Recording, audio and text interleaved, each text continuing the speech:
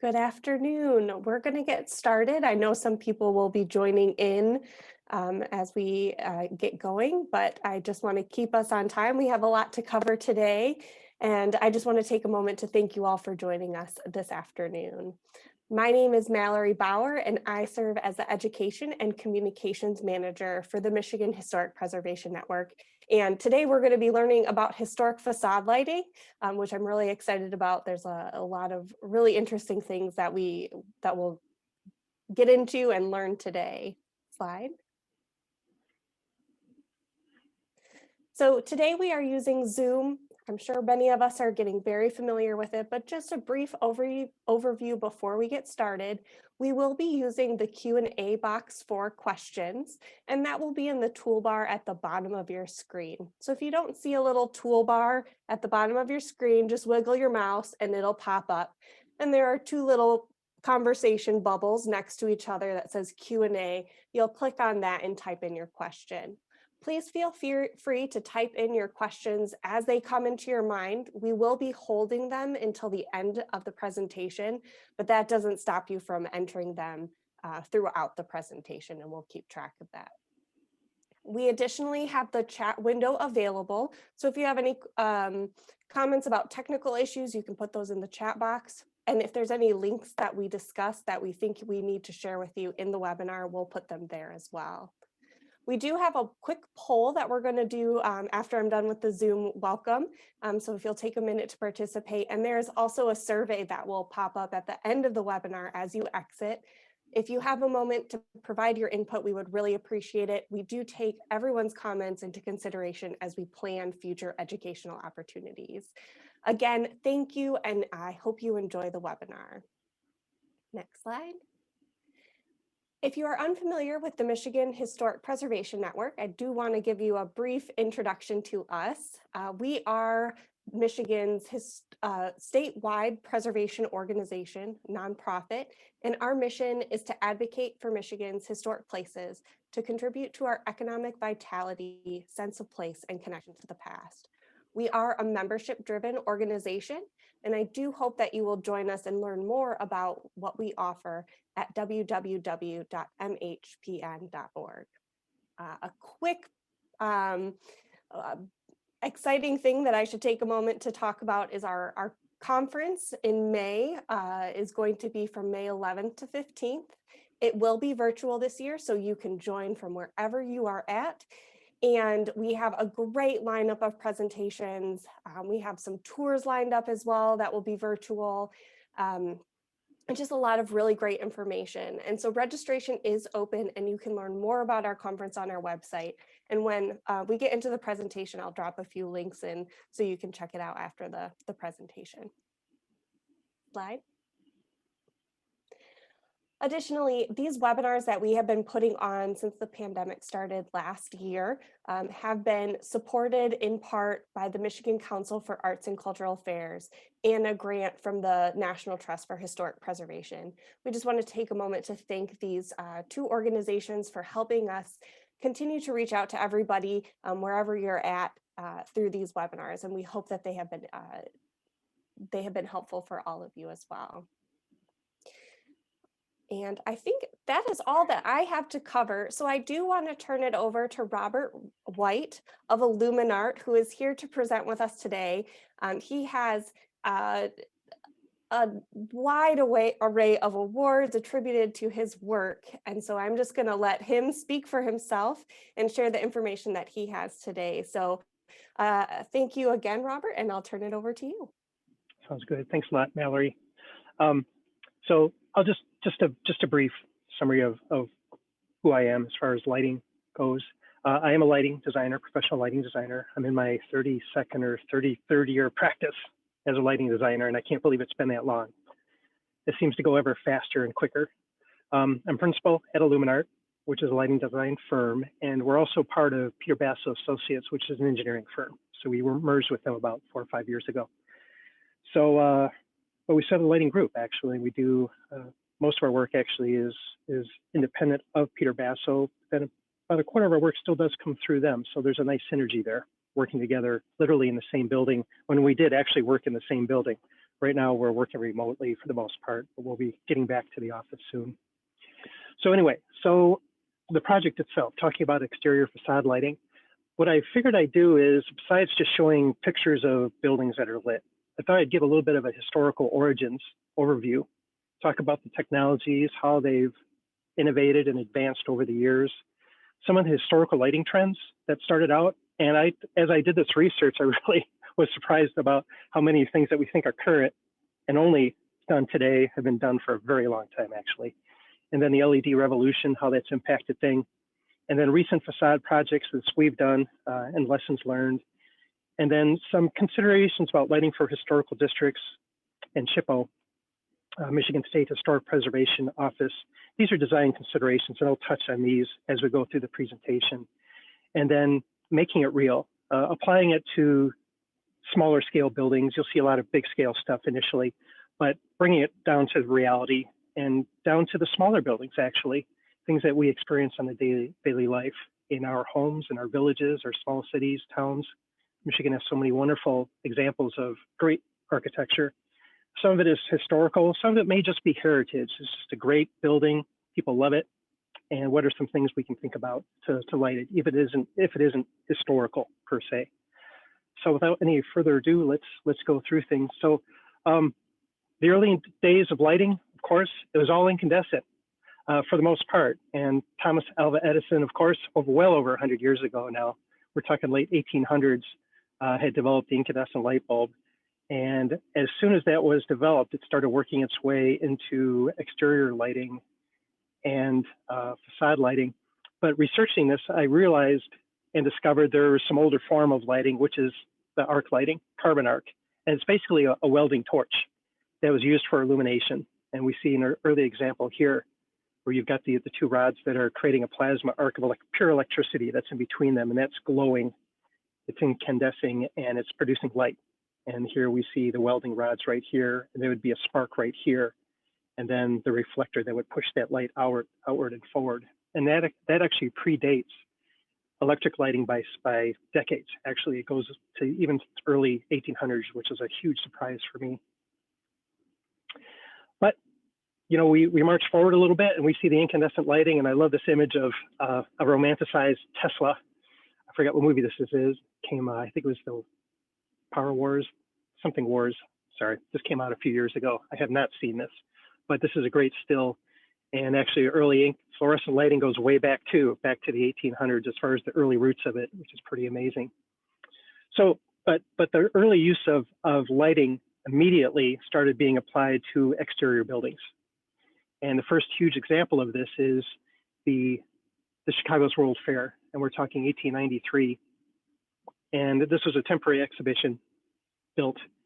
And imagine growing up in a farm somewhere in Illinois, and it took you 2 days to get to Chicago, to the big city.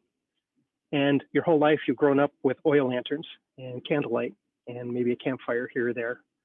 And then you get off a carriage, who knows where you're staying, but you arrive at the site at night, and it must have just amazed people to no end.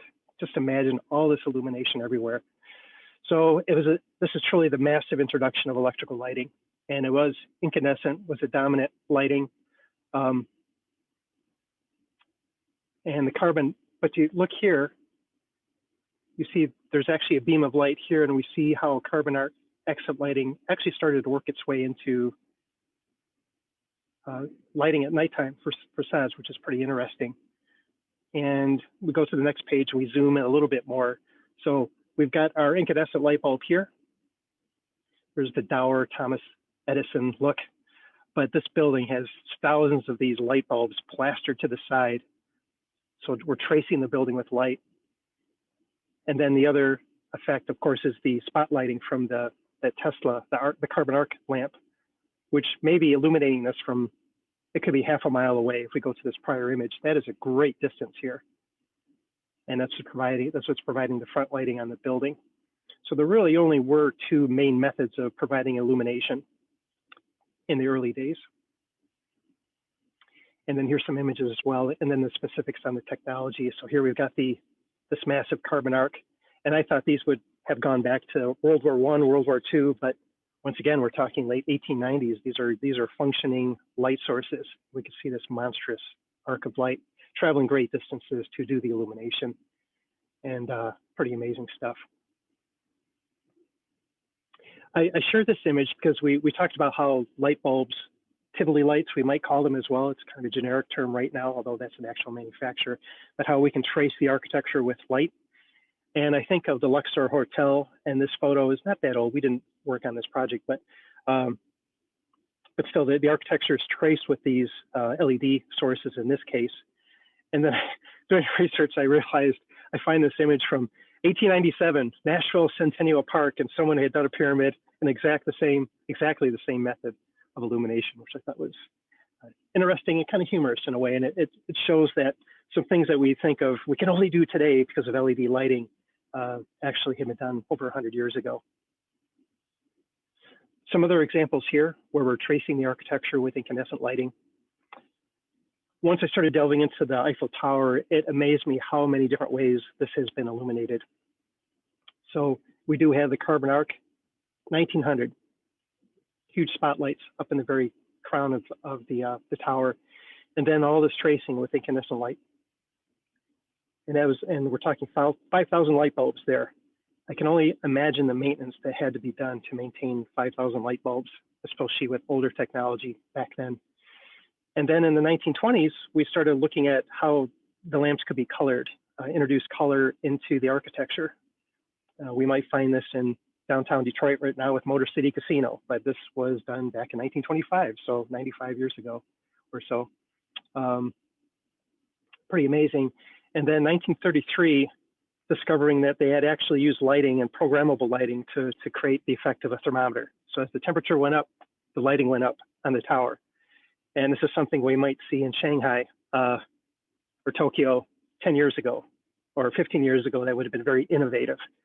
But again, we're talking like 90 years ago, someone was actually doing this. So as soon as lighting was invented, we're finding these examples of people starting to push boundaries and trying different ways of lighting buildings. Now, of course, we look at this today and we say this is a historical building. These are historical facades, but truly back then, these are new buildings, and they were looking at interesting ways of doing it. And I do know, I read somewhere with the Eiffel Tower, at one point it was considered an eyesore, and they're thinking about tearing it down. So there were efforts to make it more interesting, and lighting was one of those tools to make it more interesting and hopefully acceptable for Paris. I show this image of fluorescent lighting because fluorescence and neon light, there's a lot of similarities, cold cathode lighting, that sort of thing. And it surprised me that, and this technology does go way back as well.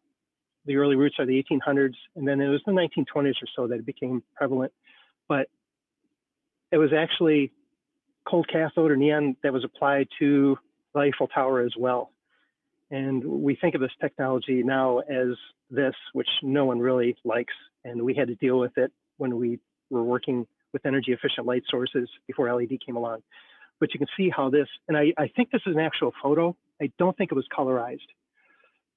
But you can see all this play of color and light within the structure, which is pretty amazing.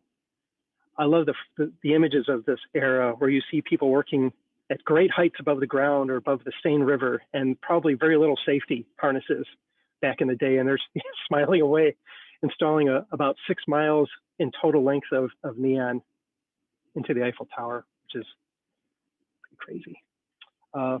Some more recent images here, we start getting into flood lighting, some of those older flood projectors. And these are things now we're starting in the technology that we would see with buildings today, for instance. Of course, on a much larger scale here. But we have our modern arc projectors, and this is the mid-50s. And this is where we get much better beam control, better optical control, better system life, better lamp life, and scores and scores of these marching around the perimeter of the Eiffel Tower.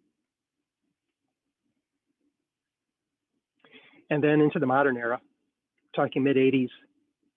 And we've got high pressure sodium, which is that yellow light. We used to see it on highways all the time around Michigan. There's that sort of yellowy gold color. And before LED, that was the main lighting for most roadways and highways connecting cities. But we see here in this case, it's this nice amber color that works out pretty well. And then you've got our modern beacons up here as well, But here's an example of these big floodlights that would have to be used back in the day. Not too long ago, everything was based around these larger lamp sources like high pressure sodium and metal halide, mercury vapor to a certain extent. And we'll see soon how LED changed all of this. Some other technologies that have been used, actually, things like strobe lights. It's 20,000 strobe lights on the Eiffel Tower, and each one can be controlled separately. So it can create this sort of dazzling array of effects, or it could be controlled all together, dimmed up and down, or turned on and off, different effects as a group or as individual units. Pretty amazing. And yet again, another image of someone hanging off a building, having a good time doing it. So gotta like that. So those are sort of the early mega uses of lighting on facades. But now let's bring it back. So let's bring it back to North America. And I did some research around various cities around the country, and Chicago is a great example. Not only is there great architecture, great historical architecture, but there are some examples of buildings that were illuminated, and we call them historical today. Of course, this is a newer building back when this was done, but it's similar things that we've seen before. There's big floodlights over here, for instance, concealed into landscaping or worked onto light poles that are providing that wash of illumination on the building. There's nothing attached to the building that's lighting upward. And then from a distance here, you see the splash of light here. They must have rented the rooftop of this building over here. And that's what's providing that splash of light across the side of that tower, the clock tower. And then there's a little bit of tracery light up here. But if you look at most of Chicago, other than signage, there's not a lot of facade lighting going on. There's really not much going on at all.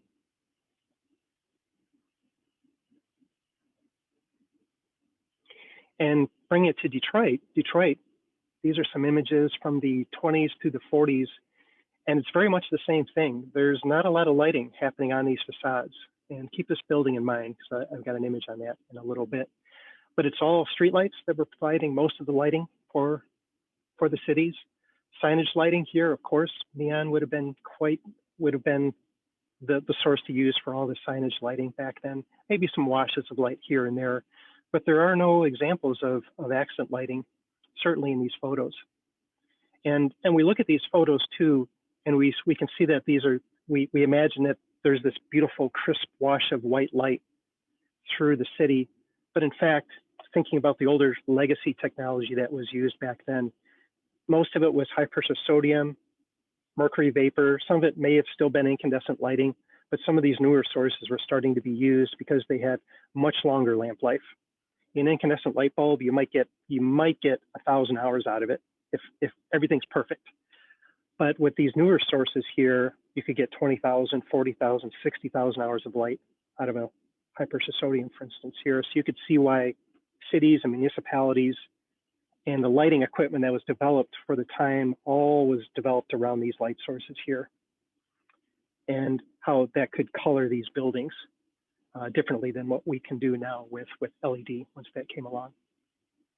Some things to think about here, and this applies to everything regardless of the size of the building, is the sky glow and the glare. So these light sources, it's a classic acorn shape. It's been around forever, as we can see here. Architecturally, it makes a lot of sense, but we can see how these can be very challenging from a brightness and a glare standpoint because they're glowing orbs of light or acorns of light, and they are casting light everywhere around them. Modern versions of this are much better. They can control some of the side light and push more light downward, less light into your eye, but still they can be a real challenge to work with. So you get a fair amount of brightness from these, could be considered glare, and then there's a lot of sky glow, and that's what's creating this wash of light here, for instance, on the building. These lights aren't aimed up at the building. It's just the light emanating from those light sources themselves that are softly illuminating up into the canyons of the city. I found this is from a postcard, and this is Detroit in the 70s, I think late 70s, and maybe early 80s actually. But other than the light from windows themselves, there's not much going on from a cityscape, a skyline standpoint with lighting on these facades. And we've got we have great historical collection of facades in Detroit, of buildings. I read somewhere that it's one of the largest collection of pre-Depression era skyscrapers in such a small concentrated area. We've lost some buildings over recent years, but still there's a lot of great examples down there. So stepping forward now and into personal sort of my journey with lighting some facades of a historical nature. Early lessons in some of the technology that we used. It was still based on the older legacy technologies. So it was either the cooler sources like a metal halide source or a high pressure sodium source, or in this case, we had a ceramic metal halide lamp that came out, which is wonderful because it gave us that long lamp life. We had superior color quality. You can see there's some really nice coloration on this facade, and this is Music Hall downtown. And for the first time, we were able to get some warm color temperatures, some warmth with the lighting onto the limestone terracotta and the beautiful inlaid tile. And with the warmth of this, it helped celebrate the facade, which hadn't been really well lit for some time. There was a little bit of old lighting in there, but once we got some modern sources in there, it breathed new life into the facade. I show this slide because it shows LED in the early days of LED. And this is a project that I had been involved in as lead lighting designer for back in the late 90s, if you can believe it. 97 and 98 is when I led the charge on this design. But it was the early use of LED, and the early use of LED was color change. It's really more for theatrical purposes, and it was all based on the red, the green, blue LEDs. Red, green, blue, and if you dim those up and down, you end up mixing those little points of light together, and that's what creates that color shift and that color change. And it's important because although I'm showing these little round little MR16 shaped lamps that are based on like a little MR16 halogen, this is the important thing here. This is the huge game changer. Now we start seeing light sources that can be linear in nature, that have optical control, and that are pretty small in profile. And we couldn't do that before. Before this,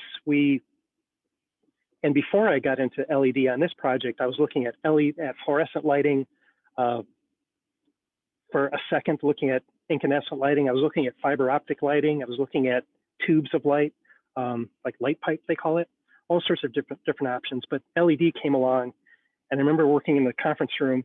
I was working with Smith Group on this as a sub-consultant, but I remember seeing this little LED sample ice, and I said, wow, this could actually do something on a huge scale.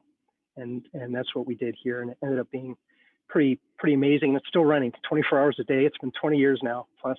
But let's get back to the form factor. So thinking about how LED can work, we start getting into some more recent examples of facade lighting. And this building was built in the early 20s. It had fallen into disrepair for decades. And this is off Woodward in Detroit. And then it was purchased, and the developer wanted to do some nice lighting with it. And SHPO did have some involvement in here. And this is my first experience working with SHPO. And we did several things. One is it was smaller scale LED sources now that we found that we could actually use smaller light sources, and they had better beam control. So less washes of wide light, but actually focusing that light down nicely to graze architecture. And then also hiding some light up here above this large cornice to do some splashes of uplight. And we can see some of that technology here. And actually I've got a fixture here, and this is very similar to what we used up there. But you can see here's our light source, very small footprint, very small profile, isn't this? And that's what we concealed up at the top of this cornice line. And we held it in between the windows. So we're doing uplight onto the masonry, and the beams of light are just wide enough so that the light starts to overlap above the windows. So there's no light that goes into the windows themselves. As long as you keep the lighting close to the building, you can control that stray light that might otherwise pass in through windows. And then we have our lighting here. And here's the lighting fixtures themselves to give you an idea of scale. And then this may be me on a ladder during a mock-up holding a fixture up, trying not to fall off the ladder, so the architect could snap a photo or two so we could share that with the owners. But some of the stuff, it's just amazing because it's things that we can do now that we couldn't easily do before. And it's opened all sorts of new possibilities. And it doesn't have to be the mega structures that we saw in the earliest examples. Other ways of using lighting, and although this is, I guess you could call this a facade, but it's really the atrium space within it. And here's the old view of it back when it was derelict and empty and sad, and then the refreshed version here. And with the LED, with the ability to control that light, we're able to put the light where we want it and control the light where we don't want it. So there's a lot of light traveling up and down the architecture. There's definitely a glow within the atrium space, and we're aware of that. We wanted to be sure that the lighting was controlled and dimmed appropriately, and also turned off in the evening hours when appropriate. So it only is on for a little while at night, and then it turns off so that people aren't up all night with this lighting happening in the atrium space. When it was first programmed, of course, the contractor did it on a Friday afternoon and then left for the weekend. And the lighting was going through these red, green, blue color changes all day and all night. And the owners, of course, got a call or two from the residents saying, what's going on with the lighting in the atrium? But that was resolved. But we can see some of the technique certainly was very strong. And the owners wanted to do something very dramatic here because this is in a kind of an arts district. So they wanted to do something creative and fun with the lighting.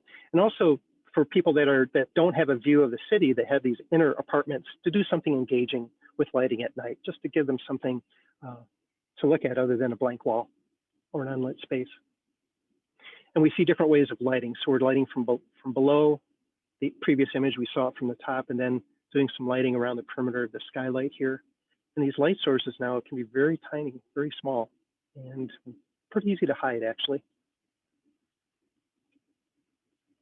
Another example, and we inherited this project. Honestly, I'm not sure who had done this initial work. It may have been a lighting rep. I'm honestly not sure. But we were hired to add some life to the building. And this is the old Salvation Army building in Detroit on Griswold, I think. So we looked at different techniques and different ways of lighting it. So some of it we're using small light sources here, but also adding in a little bit of modern lighting in this case to light the sides of the building. And we weren't sure if that was going to create issues with the state of Michigan, but they were fine with it. And the things that we've learned, one of those is that if you're going to do historically accurate lighting for a facade, a historical facade, it's got to be exact. It can't be this approximation. They want legitimate, authentic restoration of architectural lighting that may have been on the building to begin with. And if it isn't, if it's not going to be precise and exact, then there's actually a fair amount of leeway to go purposefully the other direction. So here, this is a modern treatment. And here we see the art van in Canton, which unfortunately is closed now. But that same type of style light fixture, which is very contemporary, isn't it? We did something here and it worked out really well. We're still respecting the architecture. It's not overly bright. Scale feels right. The owner certainly loves it. And it does add something to the building that one typically wouldn't think of adding to like a heritage or a historical building. Going to something a little bit larger scale, and here's that facade I mentioned earlier, the First National Bank facade. And it was never really lit. There were some attempts, which I'll go through in just a moment, but with the newer technology now, the linear lights that I showed you just a moment ago, and then some larger scale versions of that, and then of course our tape light, was starting using these various things to integrate them into the architecture. So we're lighting the facade. We're lighting, in this case, we're lighting the entire facade, but we're not lighting it from a distance. 20 years ago, we would have probably had to light this from neighboring properties, because if we did do lighting on it, like if we wanted to uplight these, the light fixtures would have been massive, just huge boxes slapped to the side of the building. But with LED now and these newer form factors, we're able to do a better job of if not hiding them, at least integrating them more so that they're not eye punches in the daytime when you can see all this stuff. And you look at the building in the daytime and the lighting does go away. Your eye doesn't go to the light fixture itself. It still goes to the light, the architecture. But here we see these various techniques, and there's all these various things available now. We have these high power spotlights, and that's what's uplighting these pilasters. We have tape light here. In this case, it's line voltage, so you could have one piece of tape that's unrolled for about 140 feet. That's what we used here. So there's one piece of tape that goes all the way across the facade here. And this has been in for a good 3 or 4 years, and there haven't been any issues with this. So this is newer technology. And then, of course, these high-powered floodlights, which are right here, and that's what's shooting light upward. There are some smaller floods as well, concealed adjacent to columns that are getting some light here as well. And then the next image here, showing some things. And if you are thinking about lighting a building and you've got a building that you want to get some illumination on, a mock-up can be so useful. It's better than a rendering. It's faster, and you've got eyes on it, and it's real. And if you bring people in to look at it, they can look at it as well. And then you build consensus about what you like and what you don't like. So there's some initial work done on this. We were brought in to rethink some things. And the owners initially wanted to do color on the facade. They wanted color everywhere. And I was fortunate to convince them not to use color on this because it's such a great building and it doesn't need it. And there's a lot of color that's happening in Detroit anyway. So, but the mock-ups help prove this. So here we do have some color happening. And then here we've got our column of light. And then here at the top, you can see that right here, I've got the linear lighting here and then another sample here. And you'll notice here, there's a difference in color temperature, isn't there? This is a warmer wash of light. This is a cooler wash of light. Ultimately, the owner decided to go with the warmer wash of light on the entire facade. Looking back at this, I wish I would have pushed for the cool because I think that would have looked nice if we look at the overall facade.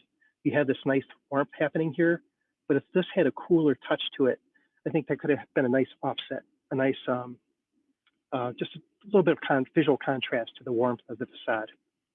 So lessons learned. Okay, and then bringing it down to a smaller scale. Sometimes because of the newer technologies, and this is not a big building, but a smaller building, you don't need that much.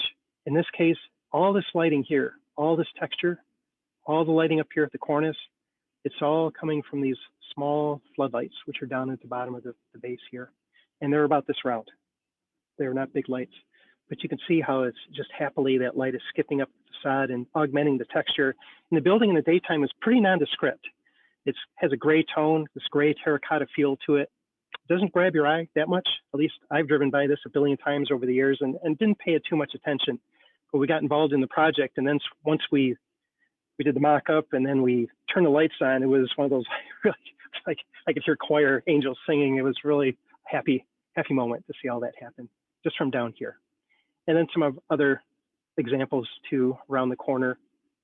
Sometimes you can layer lighting to get different effects, different beam spreads, capturing different portions of the architecture. And then in this case, this is me hanging off the side of a building in a much safer harness, I might add, working with a contractor, but it was a thrill to be up there, sort of looking down at the city level, trying not to be scared out of my wits. Very fun. And then a final example here is the Metropolitan, and this is Detroit as well. But and some lessons here too. In some cases, it's not so much lighting the entire building, but just lighting portions of the building, bits of the building, and letting the eye connect things visually. So smaller light sources here, some lighting integrated into the architecture. Whatever we can do, whatever you can do to conceal light sources is super important because that helps reduce brightness and glare and also is respectful for the architecture. And in this case, because these windows are being totally redone, we were able to work with the architecture to create like a pocket or a slot that the tape light was able to drop into. And that's what's providing the uplight on the masonry here in these eyebrows, these arches here. And it's all concealed from here. There's no lighting elsewhere. And then we use that same technique at the top here to light some of that gingerbread detailing on the terracotta. A cautionary note, if you do have protrusions, things that stick out from the building, and you're doing some uplighting, make sure you've got enough distance between the light fixture itself and the protrusion so that, say, here's the wall here, and here's my light fixture, or here's the protrusion. I guess we do something like that. I've got let me doing this here. Here's my light fixture. But if I'm lighting upward, I don't want that lighting to be blocked. And this is an instance where the contractor was supposed to use extension arms to push the lights a little further out from the architecture. They did not. And unfortunately, we weren't able to get the owner to tell the contractor to actually do that in time. and the scaffolding was taken down and it's been too late. So you'll see there's some light trapped here, which is a little too bright for me. If those light fixtures were out another 9 inches, it would have made a huge difference, I think. But still, all in all, it's a very successful project. The owner's been happy. I'm fixated on this because I'm a designer. It's my work. It's like, but still, all in all, I think it turned out pretty well. And then here's just a photo up at the top of it, just enjoying the patio outside and a little bit of lighting, and just trying to keep things comfortable. Try not to have too much glare. Just keep the visual comfort. And if you start lighting your building, start lighting portions of it, that light will bounce off that facade. It'll bounce off the material and provide indirect lighting in the spaces around it, which is indirect lighting, which is very glare-free and very comfortable.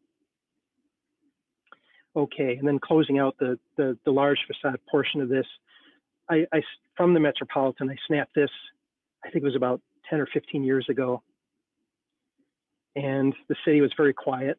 And I remember it was a February morning and it was really cold walking up all those stairs because the elevator wasn't working. It took a while to get up here, and then took this photo earlier this year and how Detroit has been transformed, certainly with architecture, but also there's a lot of lighting on buildings here and there, and some really nice treatments here and there. So it's starting to weave things together. And this is just a daytime shot of just appreciating the architecture. Okay, right, we talk about big projects. These are sizable projects and they're important projects. But truly, most of the world is smaller buildings. Most of Michigan is smaller buildings. Most of our villages and towns are smaller buildings. And I would argue they're more important. We as designers, we tend to fixate on the amazing, huge structures that have great budgets and just take great photos and wow, isn't that amazing? But surely it's the day-to-day buildings that are the most important, I think, because we experience them every day and they're part of daily life. Whoever owns that building, if they're going to get some lighting on it, they're showing the building love.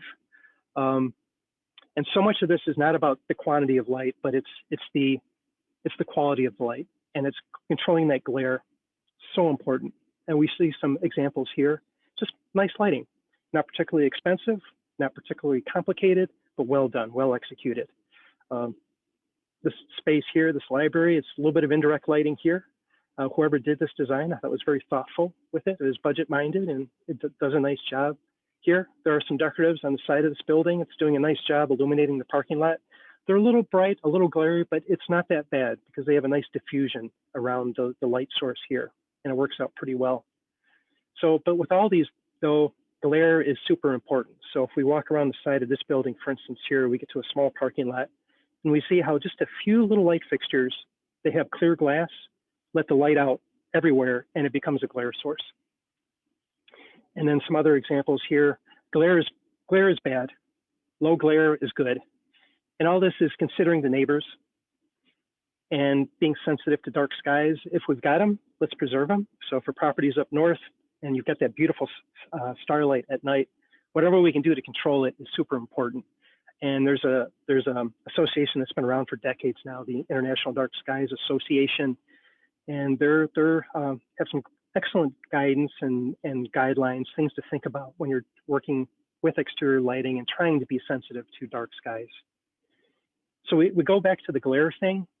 Part of it is the light fixtures themselves, but also if you're using floodlight or accent light, how that's oriented. So in this case, these are oriented to light this driveway, and also there's a sidewalk kind of that goes across here, but it's very glary from the roadway. And if you're living across the street, then those are staring right at your windows, for instance.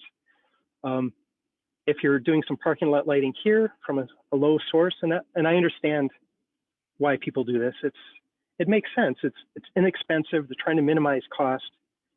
So in this case, there's a big floodlight here that's throwing a light across the parking lot. But you could see the strength of these shadows here. This light goes for uninterrupted for about several blocks, actually. And if you're the neighbor that lives, it could be 400 or 500 feet away, you still get a lot of light coming into your windows at night. So the glare is a genuine concern, and signage can always be an issue. Either too much light on the sign or the lighting isn't shielded enough, so you're getting glare. And then sometimes the building itself, maybe it does have a little bit of lighting on it, but even the light sources here, this is a Carnegie library, it's just too glary, it's bright. And then if we're competing against street lighting too, that is glary and has some brightness to it, then that can be a challenge. So some scaled examples. What are some good things to think about when we're thinking about lighting? And although this is not a historical facade, still it's a nice effect. And you can see how this could apply to any number of buildings, but we're getting light where we want it. We're delivering light onto surfaces. We're not throwing light into the street. Here's a great example here. This is a walkway, beautiful park to the right here, but there's light. You can see there's light on architecture, there's light on the sidewalk, but where's the light coming from? It's hard to tell, isn't it? Because it's very quiet, and you can see one light source here. There's another one right here, but the lighting source itself is concealed from view because it's covered by a reflector. So you don't see the light source directly. You just see where the light is traveling to and what the light strikes, the surfaces that the light illuminates. And that's a great example of controlling brightness and glare. And then this fixture here is pretty much this light fixture is seen from a different sidewalk, but you can see how different it is. Here, it's a little bright, but actually it's not bad. But then we see a light source that's further away, and actually this is quite glary because this is throwing light everywhere, where this is controlling that light, throwing it downward. So a great example. So you want to light your surfaces. We don't want to light the air because it's just wasted light, and it's glary and light pollution. A few other examples here, just different techniques of light fixtures that are mounted to buildings. So here, we may have seen something like this before in some of the earlier images, but this is a heritage building. It's historical in nature, although it may not be a historical building still. So sometimes modern touches can be quite nice to get light on architecture, working light into canopies to get light on the front face of a building. Decoratives absolutely can work. Beware of the glare, though. We don't want to make these too bright because then they punch your eye as you're walking by or driving by. And sometimes the building itself can be a glowing element as lit from within. And this is Will Leather Goods. This was like a Ford dealership in Detroit, built in the 30s. It was a grocery store for decades, then it was empty, and then it was repurchased. And they opened, a retail store here. But here, we realized the glow from within the building itself could light the building. And then we decided just to light the front entrances with some splashes of up and down lighting to get a little light on the heritage architecture. And there we go. So I'll finish with that. If anyone has any questions, please submit them, or Mallory will share those with me, and happy to do what I can to answer them. Yes, thank you. We do have questions coming in, Robert, so we'll just dive right in. So our first question is, how far can light be projected from an LED source? And how does this compare to arc or other traditional floodlight technologies? Right, so there are LED sources that have immense light output. But if we're comparing between an arc source, we think of searchlights. And actually, let me scroll back through here. Let's go way back to the beginning. Oh, here we go. So this technology here hasn't changed much in 100 years, over 100 years. And we think of parks like Beacon Park, which is a park in downtown Detroit, which is a new park, excellent park. Had the fortune of working on the lighting design for that.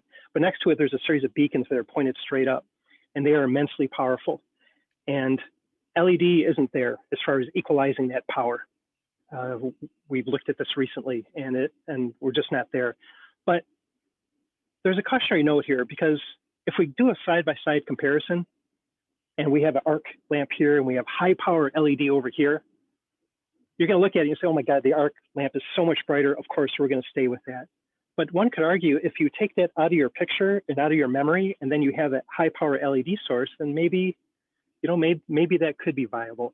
So I think comparisons can be a little tricky. But sometimes you just need the raw power, in which case arc absolutely is and still the preferred choice. We think of the 9/11 memorial that Charles Stone did in New York. And I mean, that is high power xenon arc sources, and there's no way to duplicate that with LED, at least at this point. But LED can throw light a huge distance. There are 1 million candle power LED, not to get too technical. So I could I could light a building from, oh my God, quarter mile away. I think I could probably hit it pretty well with a very narrow LED. And Disney, we think Disney down in Florida, the Disney castle is lit with LED, for instance, and it does a bang up job, as they say. To piggyback off that question, is the coloring of an LED versus an arc? Can you have the LED kind of match like that color, the warmth, cool that you're talking about? I probably don't have the correct word to use there, but can you mimic that with LED lights? I think you could approximate it. There are some LED floodlights that do color mixing with the addition of having white light within it. So if we think of this light fixture here, and I know this isn't a flood, but still this can have very narrow optics. So we could throw blades of light with this, but there might be a source where you've got red, green, blue, and then a white LED, and then you repeat that. So by mixing those colors, you could approximate literally millions of colors. So I would think at some point you can get pretty close. It's never going to be a direct match. And it may look direct, like perfect, but once you put it up against a white facade, for instance, this is definitely going to look different from that. But still, it could be pretty close, I would imagine. Okay.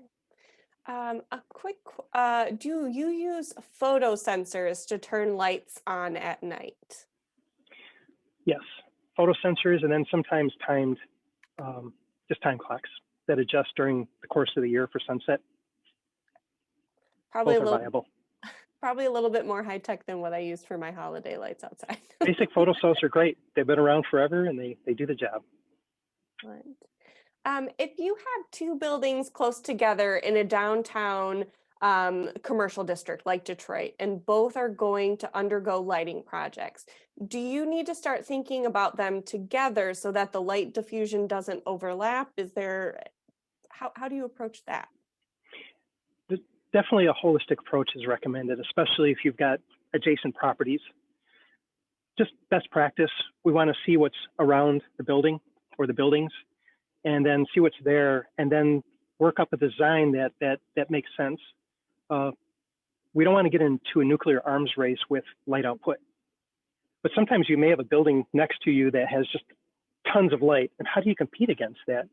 So sometimes therefore the facades have to be a little bit brighter or just more brightly illuminated to at least provide some good, I guess, and not to say it, but there's some cohesion, I guess, to the overall thing. But we want to make sure that we're respectful of neighboring properties. We don't want to get too much stray light or light trespass into adjacent properties. And there are techniques of looking at that. So there's ways of photographing buildings to look at their luminance, and we call them false color renderings, but you can render the brightness of a building just by taking a photo of it. And then we can run calculations and then sort of do a comparison so that if we want some consistency between this building and this building visually, even though the design may be very different, but the brightness would be similar, then that can be done. I'm not sure I answered the question clearly. I think so. If there's a follow-up, please feel free to type in a follow-up if you want more clarification. And yeah. The building brightness, is that something that is done is that photograph taken during the day, during the night? Is that just how much light the building itself is reflecting? Got it. It's, pardon me, it's usually done at night. It would be done at night. And it's light sources themselves, but also the brightness of the building itself reflecting the light. So if I did a false color rendering or mapping of a white facade, then, and if there were those acorn lights we talked about that are throwing out a lot of brightness and glare right next to it, those might read yellow on my false color rendered image. And then the building itself might read red or orange, where the white facade is bouncing a lot of light back. But in other areas where the building is not reflecting so much light, then that might be a purple or a blue. Right. It's almost like a contour map. Sure, and that probably has a lot to do with the type of material. Absolutely. The color of the material. Dark brick is very different than terracotta, for instance. Sure. Have you ever been unable to convince a client that their choices are maybe too colorful, too bright, too over the top? And what did you end up doing? Actually, yes. And I'll go back to the First National Bank building. The owner, and they own many properties in Detroit, wanted to do color on the entire building, or at least at the base. And we were able to persuade them not to, just to have visual, to realize the architecture itself didn't need it. So it could be very delicate. I haven't lost the battle yet, but I haven't had to fight too hard on that yet. I've been doing color for 20 years now, easily, if you think of the McNamara terminal. So we know what color can do, but to do color just because we can, I try to push people away from that. But if there's a reason for it, if there's context, then sure, absolutely color.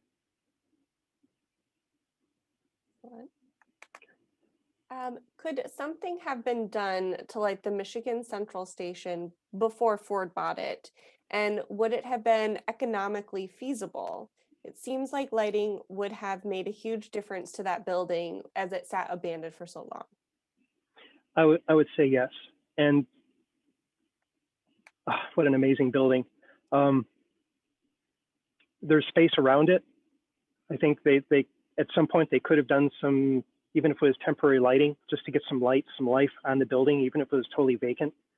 Lots of opportunities, and who knows, that may have invited interest and investors 20 years ago or 10 years ago.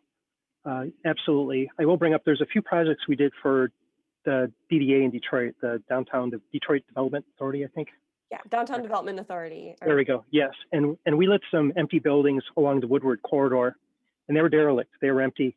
The city had inherited them because of tax issues, and someone had thought, well, what if we did some lighting on those just to invite some interest? So we did some temporary lighting in a few buildings, and it was a single circuit of light, and we just powered one circuit of light and sort of fished wiring through stairwells and whatever, just to get some lights onto the building or from inside the building to create a glow. And those were the first properties I hear that Bedrock, Dan Gilbert purchased, and they were renovated very quickly soon after. So there's definite benefit in doing that. Sure. I mean, particularly, highlighting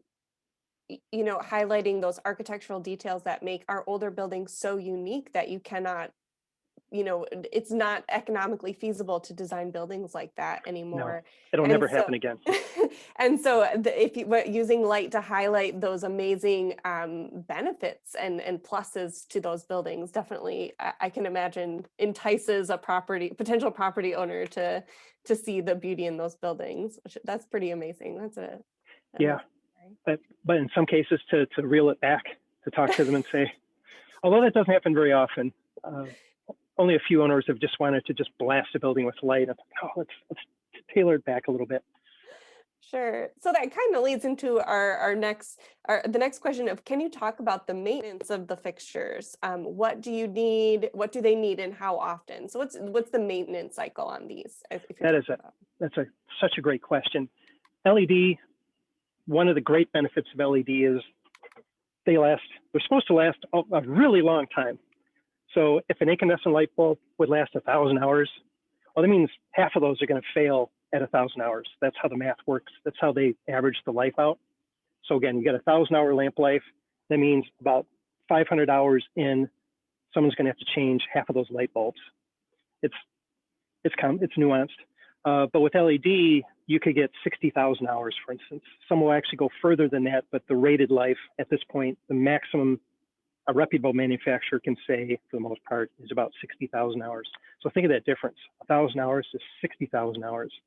So in theory and in practice, we've had pretty good success so far.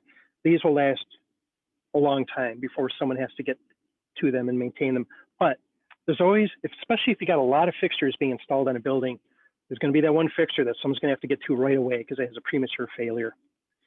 And how do they get to it? And those are always conversations to have. So when we're dealing with all these structures, we've been cognizant of that. And most of these buildings, we've tried to keep the lighting relatively low to the ground so that someone can get up there, maybe not with a ladder, but they can have a small lift to get up there and actually get to the lights and maintain them, because they will need some maintenance. A lot of times it's not the LED lamp itself, the LED emitters, we call them, inside the light, but it's the electronics inside the driver that can fail sooner. So even if the light's working, you got to change the driver out. Sort of like a fluorescent in an old 2x4 light fixture, for instance. So maintenance concerns are definitely an issue, and making the owner aware of it, having some plans so that when the fixtures do need to be maintained, how are they going to be maintained? So for instance, some of these buildings, they do have window washers that come down, and so periodically, so the fixtures can be accessed from those, the window washer gantries, I guess they call them. Sure. Yeah. Access. But we try to minimize the grief as much as we can. Sure. And I'm sure some of those concerns are brought up in the planning process of, right, Yeah. of how many light fixtures are you able to maintain in your maintenance cycle, depending on the client, right? Yeah, and there's another maintenance aspect too, and actually this is a real issue with the First National Bank building here, because there's a lot of pigeons that love hanging out in these cornices. And besides cooing, making sounds and walking around funny, pigeons do other things. And so the light fixtures can gather a lot of bird, feces, right? A lot of bird poop. And how do you deal with that? So those are issues. Those are some other things. And LED, it's a great source, but there's other things to consider as far as maintenance. I do know they wrap some of the cornices, I think, with chicken wire to kind of try to keep the birds away, which I think has helped to a certain extent. But it's an issue. It's a challenge. Yes. Oh, birds. Yeah, go birds. Yeah. We had a light pollution question. Can you talk a little bit more about light pollution? Like the purple lights at Ford Field. This individual did a project along a river where there was strict light pollution concerns. And are there any rules of thumb as you're approaching projects with light pollution concerns? Yeah, light pollution is super important to consider. And one of the things that we rely on, and I just happen to have this here, I've got who prints things? This has been sitting on my desk for a year and a half now, but the model lighting ordinance here, oops, I can hang on here. Can you see that? There we go. Anyway, the model lighting ordinance from the Illuminating Engineering Society has been developed. This goes back to 2011 when it was first issued, but there are guidelines and things to consider as far as light pollution, and there's measurable metrics, things that we can calculate to figure out how much light is traveling this far, and are we overstepping boundaries as far as property lines? And how do we best design for that so that we're being smart with how we deliver our lighting? Excellent. Yeah, that was one thing I was thinking about in the in the 1893 World's Fair photograph. I mean, there had to have been a lot of light for them to have taken that photograph. Yeah, good point. In the dark, and just thinking about how much light was just spilling over. But now one of the benefits of the technology, as I have learned from our conversations, is that we can be so much more intentional about where we're directing light. So it's not necessarily spilling out into the streets. Like, it can really focus in on kind of a architectural feature or the building itself. Yes, and there's a thing we couldn't do before with the legacy light sources, and we can dim things now relatively easy. So you may have a building that's pretty bright, but then at 10 o'clock or 9 o'clock during the week in the winter months, or 8 o'clock in the months, it dims down, could dim down, be a lot more quiet. Then the weekends, it's party time, so it stays bright, and it's bright till 2 a.m., for instance. So all these things, these programmable nuances can be done as well. That's interesting. Yeah. As I understand it, LED lighting intensity degrades over time. And have you taken any measures of that degradation at the McNamara Tunnel installation to determine the result of time on these devices? It's definitely degraded over time. As I mentioned, it's been running now 24 hours a day for over 20 years. And I do know there's been maintenance, of course. They've been maintaining it as best as they can. I would love to get back in there and do a refresh. Where am I going with this? But it's definitely not as bright as it was before. The blues tend to degrade faster than the ambers, for instance, if there's pure amber or reds. So there has been degradation, absolutely. And there's something called LM70, as far as there's metrics out there, there's standards that can be followed so that if a light source, when it's first turned on, it has 100% light output. And I see we're at our end of our time. I'll be quick. So we have 100% light output, and then as time goes on, the light output starts to degrade. And then once that light output degrades to about 70% of its initial brightness, then it's considered that would be the best time to change that light source and upgrade it to a new source, an upgraded source, or change the lamps or do whatever. Honestly, the tunnel hasn't, it's been running forever. I think there's been some piecemeal upgrading, but the whole system now, it's much dimmer than it was. We have hit 1 o'clock, but we do have a few more questions. Robert, are you able Sure. to stick around, or? Absolutely. I was going to say we could answer them off the webinar. Okay, well, thank you so much. But if you have to, if any attendees have to hop off and join their next meeting, again, thank you so much for joining. There will be a survey link that pops up as you exit the webinar. I hope you'll take a moment to complete, or that link will go out in our follow-up email. So if you're able to stick around, we'd love to have you. We do have a few more questions that we'll just wrap up here shortly. So. Yeah, a lot of good questions have come in, which is great. Have you ever done a large building, high profile building, and given it a prime time switch when the entire lighting plan is on display, and an overnight switch where the lighting plan is not turned off, but rather turned down? So the First National Bank is actually programmable to do that. All these different layers of light can be controlled separately. And I do know there's presets and actually wireless control, which is pretty nifty. During the mock-ups, one of the building managers had his, I think it was an iPad actually, but he was like, we're turning lights on and off and changing color actually with some of the older system. So it's all very doable. This building is, sometimes you'll have an owner, once it's up and running, they'll just keep it bright all the time. So I think it's one of those things that definitely can be done. It has been done. But I think there has to be an agreement and a commitment by the owner to actually use the system. I do think of Motor City Casino, which is a great job. I mean, it does exactly what it wants to do from a color. The design is very well done. But I think it just runs 24 hours a day at that full brightness. I don't know if it dims down. I don't stay up like I used to. I'm not partying in Detroit like back in the day. But I don't know. I don't know if it is, but I know it can be. Absolutely. Sure. What you were just saying, right? Dimmable, right? They have absolutely dimmable. Sure. That possibility. We've had a couple of questions that are for very specific structures, which I think we'll follow up with those individuals afterwards. But there have been questions about farmhouses, so more rural structures, which we haven't really hit on in our presentation.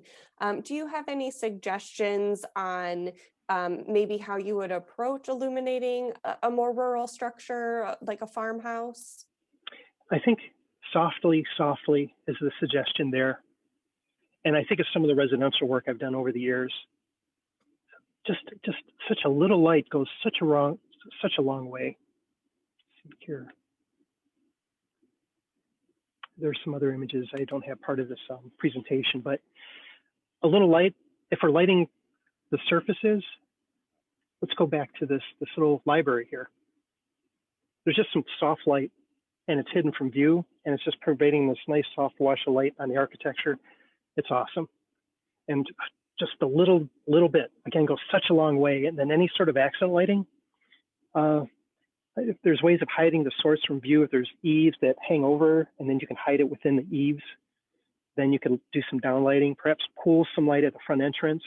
Just a few areas you could do some accent lighting in. The human eye will make the connection.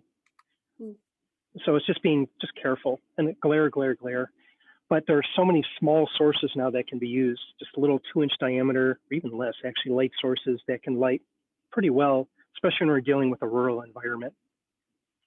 Sure. And I think the question also comes down to,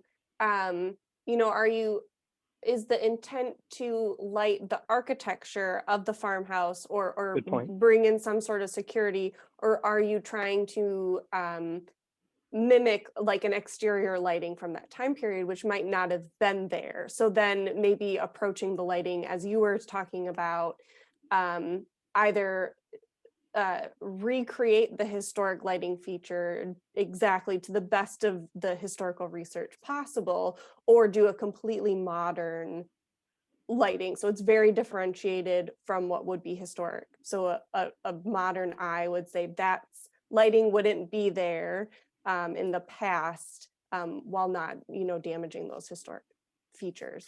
Yeah, and there can be a hybrid approach too, where you do, if you do have historically accurate light fixtures that could be candle or gas lit lanterns, there's nothing to say that we couldn't subtly from another location augment that, because those old light sources, they don't produce a lot of light. There's a reason why we're lighting things differently now. They look great, but they're not throwing light out. I think of Fishbones in Detroit, got the gas powered lanterns on the building, which are great, but they don't really throw light. But if we've got a situation like that, then, but if we can hide some light sources that have great glare, brightness control, it can give the impression that they're providing the illumination, for instance, on a path. But actually it's the lighting that's hidden that's actually providing the actual illumination. So there could be some clever ways of doing both. Sure. Yeah, that's interesting. Robert, there was a question about your how to reach you and your organization. Do you have something that you would a contact number or email that you would want to share? Yeah, absolutely. We are Illuminart. So my email, I'm happy to entertain any questions, inquiries are fine, absolutely. So it's rwhite, as in Robert White, W-H-I-T-E, at illuminart.net. And Illuminart is ILLUMINART.net. And check out our website too, some interesting stuff there. Excellent.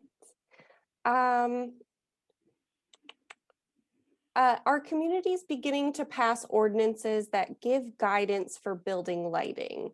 And if so, are you familiar with any communities who have done a good job with that? I had some early involvement with the city of Petoskey, and I think about 20 years ago, they were looking at refreshing their city ordinance, and we did provide some input on that ordinance. I know some other villages are considering it, looking at it. It's certainly been a topic of conversation with some of the municipalities and villages that we've been working with. And so much of it is, it's within the model lighting ordinance. I feel like I'm doing a sales pitch for the IES here, but this is so thoughtfully put together that there's a lot of guidance out there that can be implemented. Some may just take this whole ordinance and basically publish it, or they'll tailor it for their own needs, given their own particular village or town, what they're looking for. I think it's becoming more prevalent. My sense is, and this is anecdotal, but I think people are more aware of the night sky and protecting it, and that we never want to make things bright or too much light, because once you go there, it's hard to pull it back. So it's always being restrained from the very beginning. Some cities have a real problem because the horses have already left the barn, and it's the Wild West out there, because you've got a gas station that has 60 billion foot candles of light, and then you've got the farmhouse, which is 3 blocks down, and the gas station has this nuclear glow above it, and then the farmhouse, and maybe it's a bed and breakfast, and they want to celebrate their business, and there's this horrible competition going on. So whatever we can do to maintain that balance is critical. Right. And I do feel like I wouldn't be able to name the communities off the top of my head, but some communities with local historic districts do have like lighting sections in their guidelines to talk about lighting within a local historic district. Yeah, and there's things about ordinances that could be written, for instance, that flood lighting, no flood lighting will be oriented toward the street. The floodlights have to be lighting like a material or a sign, and you can't see the lighting from the opposite angle. Like things like that, things that can be worded so that there's some freedom to do what business owners should be able to do, but also there's some constraints, so they're not making. Everyone wants to do the right thing, but sometimes they just don't know, and then there's problems. Right. We have 2 more questions, and so we'll answer these questions So if you have if any other questions pop up, feel free to email either myself or Robert, and we'll be happy to follow up with you. But Robert has been very generous of his time. So we'll do two quick wrap ups. As a follow up of the comments on McNamara, is that 70% at 20 years or something less, or is it predictable by color? And should we all be planning total replacement costs for LED installations based on these metrics? Got it. So for it's always based on the performance of the light fixture. So McNamara truly, and I can truly say this, is at the very front of this technology. And there's been a lot of lessons learned. For instance, when I first specified that, when I was doing my mock-ups down in Detroit, as far as LM 70, lumen depreciation, all that stuff, it was a huge question mark. No one knew. And we know that the light levels have dropped over the years. The technology is old enough that there was never any testing available to actually predict how the light levels would fall off. The system probably should have been upgraded at least 5 years ago, if not 10 years ago, really, because it's such a gradual decline that people don't see it. But if you took half the tunnel and restored it to its original condition and looked at it now, you'd say, oh my God, this is so much brighter, for instance, over here. So there are criteria, there's data. The good manufacturers all have published data that have the charts that show the degradation of their light sources.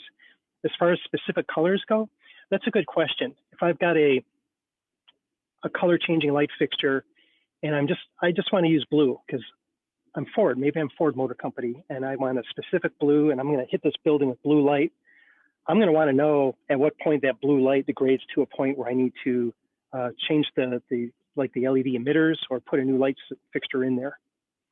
And now the good manufacturers can predict that, and that will help the owner make decisions about what manufacturer to use, right? Who's got the good data, who's got the best achieved anticipated life, and also when the system needs to be upgraded or changed, what's involved in that? Do we have to throw the entire fixture out, or can we change out the guts of the light fixture? So things like the McNamara, that equipment is so old, it is a direct replacement. There's really no way to upgrade the existing linears that are in there right now. But if something newer were put in here, like a series of these, then it's a discussion with the manufacturer. How viable would it be to replace the boards within this and still keep the housing, for instance? Does that even make sense? Because things keep progressing and there may be a plastic version of this that's available 5 years down the road that's going to be less expensive anyway. So why would we upgrade this? Why wouldn't we just change everything out? These are the big questions, and they're good, serious questions to be asked. Sure. And our final question this afternoon is, does city government ever step in with its opinion, i.e. when a building is being lit close to a city park or a water side, or do you bring in civic leadership from the start? Got it. So collaboration is best. Definitely in municipalities and villages where you've got, you may have volunteer organizations. So if we're lighting a building and it's in a village and the building's never been lit before, and we want to do some illumination, and we know it's going to be tasteful. If it's very simple, then maybe perhaps, because we're just changing this light out for this. But if we're doing a sizable change that this building is looking much different than it did before, the suggestion is always to get the village involved, especially in the small towns, because there's a lot of people that live in small towns for a reason. They want that quiet, they want that peace, they want the night sky, they want the feeling up north, even if it's down south, they want that feeling up north. So by having the city involved, it can help manage all those and then manage the expectations so that when the lights are turned on, everyone's reasonably happy. It's hard to make everyone happy, but at least you make your odds better. Sure. So collaboration is good. Perfect. Well, that wraps up all of our questions for this afternoon. Robert, thank you so much for your time this My afternoon and pleasure. going over with us. And everyone, thank you for making time this afternoon for our webinar. We do have April, we're going to be looking at the SHPO's, the State Historic Preservation Office's Lighthouse programs. So I hope you'll join us on April 22nd. And then in May, we're going to be looking at wood framed buildings, which we're really excited about. So all registration is open for both of those. And I do hope you'll check out our conference. Again, I put our website in the chat. We have a great lineup for our conference, and I do hope you'll join us. And thank you again, Robert. Do you have any closing thoughts you want to wrap up this webinar with? No, just thank you very much. I really enjoyed it. I learned a few things putting this presentation together. So it's been really good. So thanks for the questions as well. And be well, everyone. And it's a small world, so who knows? I may run into some people down the road face to face, which would be wonderful. Although this is very enjoyable as well. Thanks, Mallory. Yeah, thank you. And thank you for your support of our organization as well. So Yes. we'll see you all at our next webinar. Thank you. Bye-bye, everyone.